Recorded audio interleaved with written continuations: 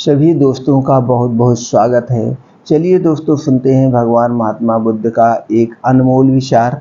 आज का जो उनका अनमोल विचार है, आदमी का सबसे बड़ा भय क्या है, जान लो कभी दुखी नहीं रहोगे।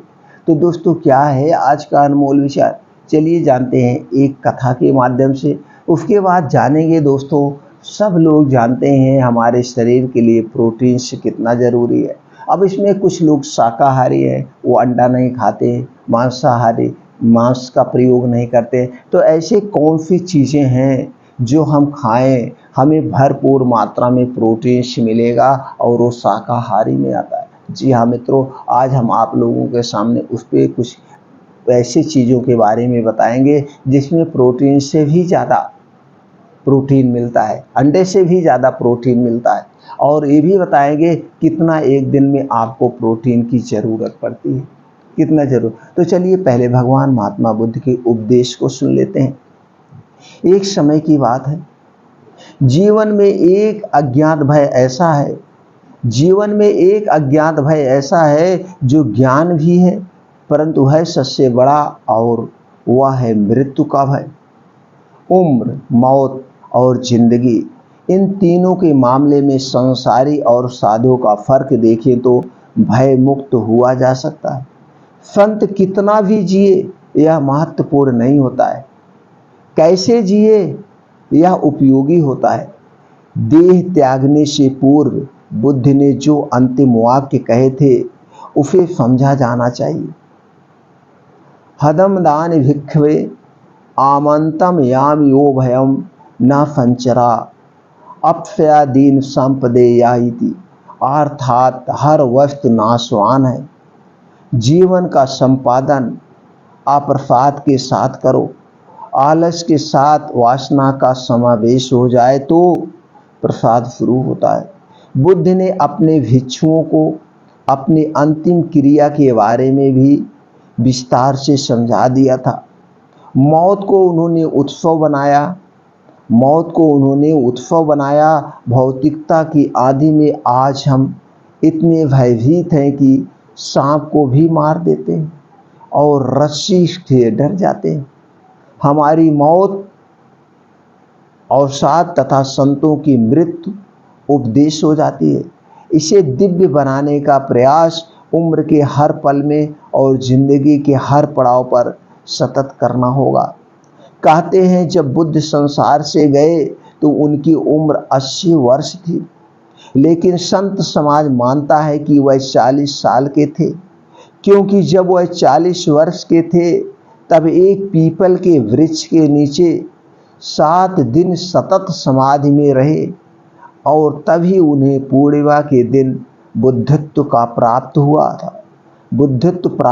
था।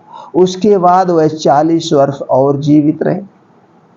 अध्यात्म कहता है उम्र तो उसी को मानेंगे जिन क्षणों में आप स्वयं को जान गए। इसीलिए याद रखें, कितना जिए यह संसार का समीकरण है, कैसा जिए या अध्यात्म का गणित है। दोस्तों, इस छोटे से कथा से, उपदेश से आप समझ गए होंगे हमारे जीवन का महत्व क्या है, हमारे जीवन का उद्देश्य क्या है। दोस्तों, अगर आप इस कथा, इस विचार से सहमत हैं तो ज़्यादा से ज़्यादा लोगों तक शेयर करें, वो भी अपने आप को समझें और अपना जीवन अमूल्य बनाएं। दोस्तों, अब चलिए जानते हैं एक कौन सी चीज़ें हैं जिसमें प्रोटीन ज़्यादा पाया जाता है। अब इसको प्रोटीन्स को जानने के पहले आपको ये जानना होगा इस प्रोटीन का काम क्या है और हमें डेली कितनी प्रोटीन चाहिए। अब ये प्रोटीन तो आप जान गए, प्रोटीन जान गए, विटामिन जान गए, तो इससे पहले ये जान लीजिए कि आपका शरीर किससे बना है और कितनी रिक्वायरमेंट होनी चाहिए, क्या क्या चाहिए। अगर इसकी हम बात करें तो आपका शरीर दोस्तों किससे बना है और आपके शरीर में कौन से दोष होते हैं, ये जानना सबसे ज़्यादा जरूरी। आपका शरीर दोस्तों 5 तत्वों से और 3 दोषों से बना है। ये 5 तत्व क्या है दोस्तों? जल, आग, आकाश, पृथ्वी, ये सारी चीज़ें। और ये सारी चीज़ों का कनेक्शन कैसे, जैसे मिट्टी है, मिट्टी से हमारा शरीर बना है। पानी से हमारा शरीर बना है। अब आप देखते होंगे पानी में छोटे छोटे बहुत सारे कण पाए जाते हैं, छोटे छोटे तत्व पाए जाते हैं, कैल्शियम पाया जाता है, पानी मिनरल पाया जाता है, ये सारी चीज़ें पाए जाते हैं। तो ये सारी चीज़ें हमारे शरीर के लिए ज़रूरी है। अब आप समझ गए होंगे। और इसी शरीर में 3 तत्व भी पाया जाता है। जब इन शरीर में से कोई भी तत्व की कमी हो जाती है, जैसे पानी में जो भी प्रोटीन मिनरल पाए जाते हैं वो हमारे शरीर का निर्माण करते हैं। अब जब कोई कमी हो जाती है तो उस कमी से संबंधित बीमारियां होती हैं। और हमारे शरीर में 3 दोष पाया जाता है, वात दोष, पित्त दोष और कफ दोष। ये जब तीनों दोष में से कोई भी एक दोष गड़बड़ होता है तो उससे संबंधित हमारे शरीर में बीमारी होती है। और इन्हीं 3 दोषों पर हमारे पूरे शरीर की बीमारियां निर्भर है। आपका अगर वात दोष गड़बड़ हो गया तो आपके शरीर में 80 प्रकार की बीमारियां होती है। पित्त दोष गड़बड़ हो गया तो आपके शरीर में 15% बीमारियां होती, और आपका कफ दोष गड़बड़ हो गया तो आपके शरीर में 5% बीमारियां। ये 3 दोष तो आप जान गए। अब ये 3 दोष हमारे शरीर में इसकी प्रवृत्ति कब होती है ये भी जानना जरूरी है। और ये सारे दोष किससे बने? हमारे प्रकृति के नियमों पर चलते हैं। तो ये 3 दोष किसकी उम्र में पाए जाते हैं ये भी जानना हो। इसकी प्रवृत्ति कब तेज होती है और कब इसकी प्रवृत्ति कम होती है। होते तो हमारे शरीर में, लेकिन ये कभी उत्तेजित और कभी कम। इसका भी प्रकृति ने, ब्रह्मांड ने बांट दिया है। जब हमारा जन्म होता है, जन्म से 14 साल तक हम किस में होते हैं? कफ प्रवृत्ति में होते हैं। इस समय हमारे शरीर में बहुत ज़्यादा कफ बनता है। तो बहुत ज़्यादा जब कफ बनता है तो इसमें केयर आपको करना पड़ेगा, पेरेंट्स को करना पड़ेगा। आप देखते होंगे छोटे छोटे बच्चों को निमोनिया हो जाता है, निमोनिया हो जाता है जिससे बहुत सारी मृत्यु हो जाती है। और हमेशा जुकाम, नाक बहती रहती है, जुकाम, बुखार, ये सारे उसी समय टीबी वगैरह छोटे छोटे बच्चों में जाता होता है, बड़े में उतना नहीं होता है, नहीं होता। तो ये सारी चीज़ें कब प्रवृत्त है तो इसमें पेरेंट्स को ध्यान देना पड़ेगा। अब जब 14 साल से हम होते हैं, 14 साल से 60 साल की उम्र में जाते हैं तो इस समय हमारे शरीर में पित्त प्रवृत्ति बहुत होती है, पित्त बहुत ज़्यादा बनता है। तो हमें कुछ ऐसी चीज़ें नहीं खाना चाहिए जिससे पित्त एसिडिटी बने। और जब यही पित्त एसिडिटी, लेकिन यही लाइफ स्टाइल हमारी गड़बड़ हो जाती है, इस पर हम नहीं करते। और उसके बाद बात आती है 60 साल के ऊपर में। तो 60 साल के ऊपर में हमारे शरीर के अंदर कब प्रवृत्ति ज़्यादा वात प्रवृत्ति ज़्यादा होती है, जैसे गठिया, बाई, बताव, जोड़ों का दर्द, हार्ट अटैक, ब्लड प्रेशर। ये सारी बीमारियां हमको 60 साल के बाद होती थी, पहले भी यही होता था, लेकिन अब इसका जस्ट अपोजिट हो गया। अब हार्ट अटैक का ना तो कोई समय है, ना तो ब्लड प्रेशर का कोई समय है, क्योंकि आपकी लाइफ स्टाइल चेंज हो गई। ये आप अपना शरीर प्रकृति के हिसाब से नहीं चला रहे हैं, आप अपना शरीर अपने हिसाब से चला रहे हैं। ना तो आपका सोने का समय है, ना तो जागने का समय है। हमें क्या खाना चाहिए, क्या नहीं खाना चाहिए, ऐसा कुछ आपके पास सिस्टम नहीं है।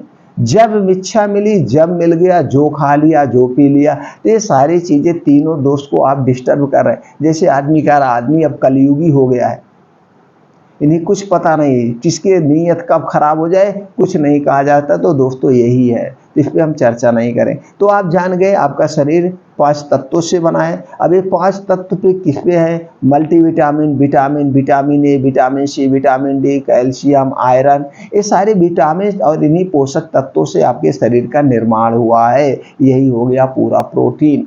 तो ये निर्माण हो गया। अब आपके शरीर में कैल्शियम की कमी हो गई तो क्या होगा?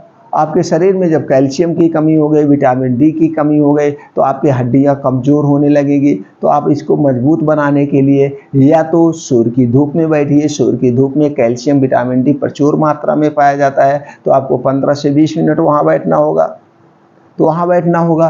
और नहीं तो इससे संबंधित आप चाहे दवाएँ लीजिए, एलोपैथ में लीजिए, या आयुर्वेद में कुछ ऐसे दवाएँ आती उसे लीजिए, या आप अपने खान पान से इसे दुरुस्त करिए। दूध खाइए, दही खाइए, कुछ ऐसे फल आते हैं खाइए, ड्राई फ्रूट खा के आप पूरा करते हैं। ये प्रोटीन हमारे शरीर को ग्रो करता है।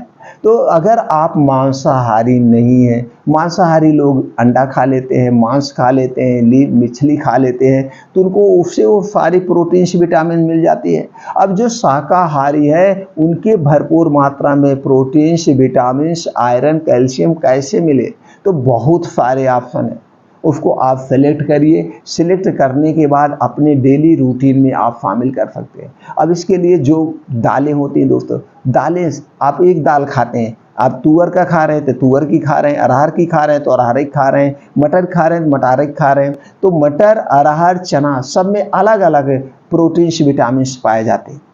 प्रोटीन्स, अब इसको जानने के लिए आदमी को कितनी प्रोटीन की रिक्वायरमेंट होती है। एक आदमी को 55 ग्राम डेली और औरत को 45 ग्राम। आदमी को 55 ग्राम प्रोटीन डेली चाहिए और लेडीज को 45 ग्राम प्रोटीन चाहिए। अब इसके ऊपर चाहता है कि अगर आप ज़्यादा मेहनत कर रहे हैं तो आपको और प्रोटीन ज़रूरत होगी, तभी आपके शरीर के रिपेयर हो पाएगा। तो मेहनत के ऊपर ये घट बढ़ सकता है। नॉर्मली 55 ग्राम आदमी को चाहिए और 45 ग्राम लेडीज को चाहिए। तो अब प्रोटीन्स आप कोई ज़रूरी नहीं अंडे में मिलना, अंडे से भी ज़्यादा ऐसी कुछ चीज़ें हैं जिसमें प्रोटीन प्रचुर मात्रा में पाया जाता है। अब कहेंगे क्या है, डेयरी प्रोडक्ट जितने हैं, डेयरी प्रोडक्ट पनीर लीजिए, मशरूम लीजिए, इसमें पाया जाता है। सोयाबीन प्रोटीन का तो खजाना है, सोयाबीन आप लीजिए, सोयाबीन दाना आता है, इस दाने को आप लीजिए, लेकिन बहुत अधिक मात्रा में आप लेंगे तो ये गर्म होता है, आपको नुकसान करेगा, ये आपका पाचन तंत्र पचा ही नहीं पाएगा। और हमें उतना ही प्रोटीन लेना है जितना हमारे शरीर को चाहिए। अगर आप ज़्यादा भी प्रोटीन लेंगे तो भी आपका पाचन तंत्र नहीं पचा पाएगा, आपको गैस, कब्ज, एसिडिटी होगा। तो इसमें प्रचुर मात्रा में पाया जाता है। सोयाबीन हो गया। दूसरा हो गया मूंगफली का दाना। मूंगफली के दाने में भी प्रोटीन बहुत अधिक मात्रा में पाया जाता है। प्रोटीन के साथ साथ एंटीऑक्सीडेंट होता है, इसमें बी कॉम्प्लेक्स पाए, vitamin E, vitamin C, vitamin D, कई तरह के विटामिन भी पाए जाते हैं। तो मूंगफली हो गया। आप बहुत सारे ऑप्शन है, मूंगफली हो गया, मूंग की दाल हो गया, मसूर की दाल हो गया, एक काला राजमा हो गया, इसमें हाई प्रोटीन्स पाए जाते हैं। लेकिन आपको बस इतना ही लेना है जितना आपको रिक्वायरमेंट है डेली के हिसाब से। आप ज़्यादा लेंगे तो वेस्ट आपका बाहर चला जाएगा, ये आपके शरीर को नुकसान करेगा। राजमा हो गया, छोला हो गया, छोला वाला चना हो गया, बादाम, बादाम आप ले लीजिए, कद्दू का बीज हो गया, अलसी का बीज हो गया, प्रोटीन भी पाया जाता है, ओमेगा 3 फैटी एसिड भी पाया जाता है जो आपके शरीर को कई तरह से सुरक्षा करेगा। सूरजमुखी का बीज हो गया, खरबूज का बीज हो गया, तरबूज का बीज हो गया, बहुत सारे ऑप्शन है। अब इन जो हो गया ये सारी चीज़ें, अब कहने का सीधे से आइए, आप सभी प्रकार की जो दालें होती हैं उसमें प्रोटीन प्रचुर मात्रा में पाया जाता है। तो जो आप दाल, सिंगल दाल खा रहे हैं, सिंगल दाल मत खाइए, मिक्स दाल का प्रयोग करिए। आप मिक्स दाल का प्रयोग करिए। और बीन्स का, बीन्स सारे टाइप अलग अलग जो बीन्स आते हैं, ये बीन्स की थोड़ी थोड़ी क्वांटिटी लेकर इसे रात में आप भिगो दीजिए, अंकुरित हो जाएगा तो इसकी प्रोटीन और बढ़ जाएगी। फिर आप बीन्स को आप ले सकते हैं। ड्राई फ्रूट्स ले सकते हैं। ड्राई फ्रूट में जैसे हमने बताया, खास करके बादाम में प्रोटीन ज़्यादा पाया जाता है, तो आप 8-10 बादाम डेली ले सकते हैं। डेयरी प्रोडक्ट पनीर आप लीजिए, मशरूम आप खाइए, दूध आप खाइए, दूध में प्रोटीन पाया जाता है, कैल्शियम पाया जाता है, दूध आप लीजिए। तो बहुत सारे ऑप्शन है, कोई ज़रूरी नहीं आप अंडे खाइए। अंडे तो ऐसे भी आजकल फर्म वाले आ रहे हैं, शुद्ध आपको अंडे नहीं मिल रहे, बल्कि ये आपके शरीर के लिए नुकसानदेह। अंडे को त्याग करके आप बीन्स का प्रयोग करिए, मल्टीग्रेन आटे का प्रयोग करिए। मल्टीग्रेन आटे में लेंगे तो उसमें भी आपको प्रोटीन मिलेगा। कई तरह के अनाज ले लीजिए, मिक्स सब्जी लीजिए, हरी सब्जी खूब जम के खाइए, हरी साग जम के खाइए, फल खाइए, जो सीजन वाइज फल फ्रूट होते हैं उसे आप खाइए। आपके पास बहुत ऑप्शन है। आप शाकाहारी में तो मांसाहारी से भी ज़्यादा ऑप्शन है, और मांसाहारी से भी ज़्यादा प्रोटीन, विटामिन वाले पाए जाते हैं पदार्थ। कोई भी आप चीज़ें खाइए, तो ये सारी चीज़ों को खा करके अपने प्रोटीन्स की मात्रा को पूरा कर सकते हैं। लेकिन याद रखिएगा, सब सीमित मात्रा में। हमने बताया एक दिन में आपको कितना खाइए, तो उसी हिसाब से सोयाबीन अगर आप ले रहे हैं तो ज़्यादा नहीं लीजिए, सिर्फ 10 ग्राम लीजिए। अब इसी 10 ग्राम सोयाबीन ले लीजिए, 10 ग्राम मूंगफली का दाना ले लीजिए, उसमें 10 ग्राम मूंग मिला लीजिए, 10 ग्राम काला वाला चना ले लीजिए, कद्दू 2-3 ग्राम 5 ग्राम कद्दू का बीज ले लीजिए, उसमें 1 चम्मच अलसी का बीज ले लीजिए, 1 चम्मच तरबूज का बीज ले लीजिए, 1 चम्मच सूरजमुखी का बीज ले लीजिए, ये सारी, और 4-5 बादाम ले लीजिए। ये सारी चीज़ें रात में भिगो दीजिए, बढ़िया से धुल करके मिट्टी के बर्तन में आप भिगो दीजिए। आप सुबह इसे खाइए, पूरा भरपूर मात्रा में आपको प्रोटीन मिल गया। बस ज़्यादा क्वांटिटी में नहीं लेना, आपको पाचन तंत्र पचाना भी चाहिए, और जो नहीं पचा पाएगा तो गैस, कब्ज, एसिडिटी बनेगी, और जब गैस, कब्ज, एसिडिटी बनेगी तो खाने के बजाय नुकसान हो जाएगा। तो प्रोटीन के बहुत सारे ऑप्शन हैं दोस्तों, इसे आप खा करके अपने शरीर की रिपेयर कर सकते हैं। बस वही उतना खाना है जो आपको डाइजेस्ट हो जाए। अब इसके लिए आपको जो खाएं शरीर में लगे, इसके लिए प्राकृतिक नियमों का पालन करना होगा, खाना खाने के नियमों का पालन करना होगा, पानी पीने के नियमों का पालन करना होगा। इन सारा नियमों के पालन करते हुए डेली अपने रूटीन में योगा मेडिटेशन का अभ्यास जरूर करिएगा। ये सारी चीज़ें करेंगे तो आपका शरीर कभी बीमार नहीं पड़ेगा।